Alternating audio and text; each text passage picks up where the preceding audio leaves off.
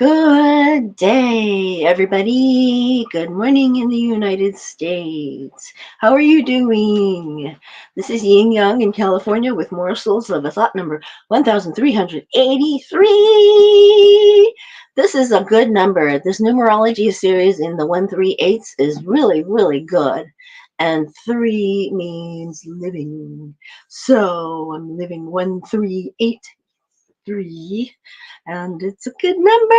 I'm so glad. Anyway, so today I am doing the rules with Morsels of Luck number 1383 with Ellen Fein and Sherrie Schneider, New York Times best-selling authors of the rules. That's my Bible. It's one of my Bibles. I lived through it. I used it even when I was in the worst economic position I could possibly be in that I could imagine. Being in a car, living. So anyway, the Rules Handbook is a guide to creating loving and lasting relationships. Please excuse my sore throat. I don't know how it happened. It happened yesterday afternoon, and there it is. So my voice sounds a little extra sharp today. So in disagreements and fighting, women have to do something that's a little different than we used to do.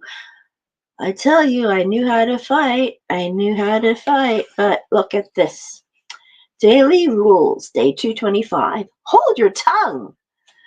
Did you ever have a fight that started with, I can't believe you made me late for my cousin's wedding, and blew up into, you're always late?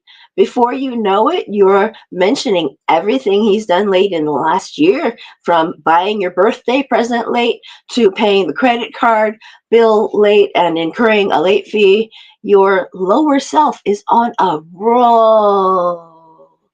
Before you say more, remember that you used to go to weddings alone. You were the girl trying to catch the bouquet. Switch to your higher self and be more compassionate. No one is perfect, you say that. And weddings rarely start on time anyway, you say that. And then thank him for driving. Isn't that weird? I mean, oh my gosh, it's hard. It's hard to do. It's the rules can be excruciating, but they are rewarding. The results are fabulous. So anyway, that's what you have to do if you're married. Okay, in disagreements and fighting. So number day 226. Don't blow up. Oh boy. You want to blow up because you're trying to pay the mortgage down and spend carefully. Meanwhile, your husband just bought a new set of golf clubs, or you're the spender and your husband watches every penny. First, blow off steam by telling a friend. So by the time you talk to your husband, you're whispering and not screaming. Second, don't tell him golf is stupid. Don't keep score or be a bean counter, actuary, bean counter. Your lower self wants to whine that life isn't fair and you're not compatible. But most couples think differently about finances.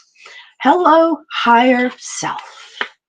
Remember, you married him for love, and don't make everything about money. What do you know? That's extremely important. I had one, my second boyfriend was from Taiwan, and at that time there were no rules in my life. It was 1995 or 19, no, it was in 1985 or something. Anyway, so I was always watching every penny, but I was spending half of everything. We bought half and half all the time, and he was always wishing my half were bigger. And so even telephone calls, if I made a phone call from his house, they used to charge 2 to 3 cents per minute from Pacific Bell, and he would count and look at the phone bill and say, "You cost 141 that day, so I need that money." Oh, so after when I broke up with him, we were still just friends, just friends, just friends. We were friends. And I went to his house for an outing, and he pulled out a telephone bill and said, "You made a call." And I said, "Don't you even ask me for money for a phone call." I said that in front of everybody, and he quieted down. So, but there I was blowing up again. I was always blowing up in his face too, especially because of the money. We went to Washington, D.C., and Washington, D.C. is a beautiful city, and there are circles all around. Circles, street circles. It was designed by a Frenchman, and we were we were going to take a tour, and it cost $7 to get on the shuttle bus. And in those days, $7 could buy you one and a half a meal or something like that. So he didn't want to spend it. So what did he do? He took a piece of paper out. Uh, he took a piece of paper out and showed me the shuttle route. And it showed a very interesting route where we could walk. He said, "We can walk this route." And then 2 days later, I mean, I got so worn out. I was heat exhausted, and it was very hot, and I think I got sick. And then I saw that piece of paper again, and at the bottom it said shuttle route. So no wonder we had walked miles and miles and miles. And so I blew up at him so much, you have no idea.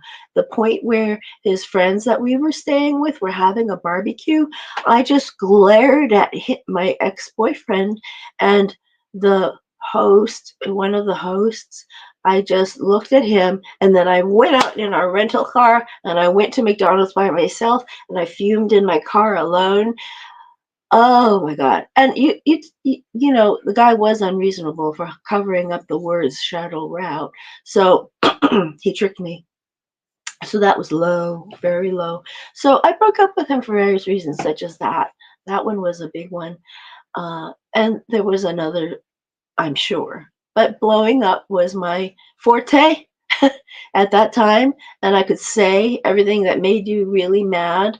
I came in home that night, and he was there, and our light was on, and our door was wide open. And then the hosts were sleeping inside, and their doors were wide open too.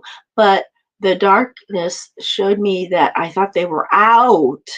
So I yelled, "Oh my goodness." I said, you know, in Chinese. And I was like, "I'm going to tell you, you know, I tell you," basically. But I said it very loudly, not just like this, but really, really, oh my God. Like that. And then, boy, I stopped. And then I went back to sleep, went to sleep. And that was pretty much the end of the relationship. I think we still drove through Canada.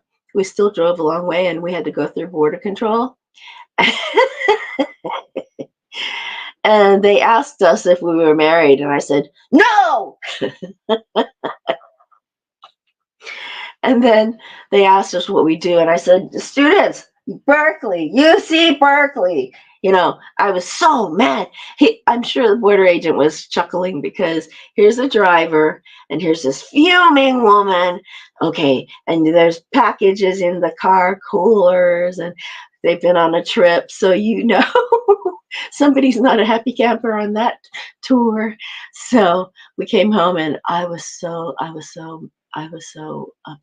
I was like, he needed to pay for his plane ticket, and he didn't want to pay for it. And I was just like, oh my God, because he thought that I could afford to pay it for him. $241. I still remember. Sorry.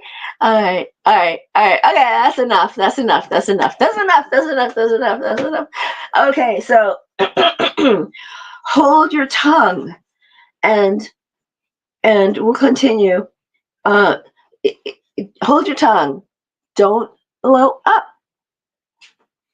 And then next time we will consider don't be sarcastic, and silence is golden, and respect.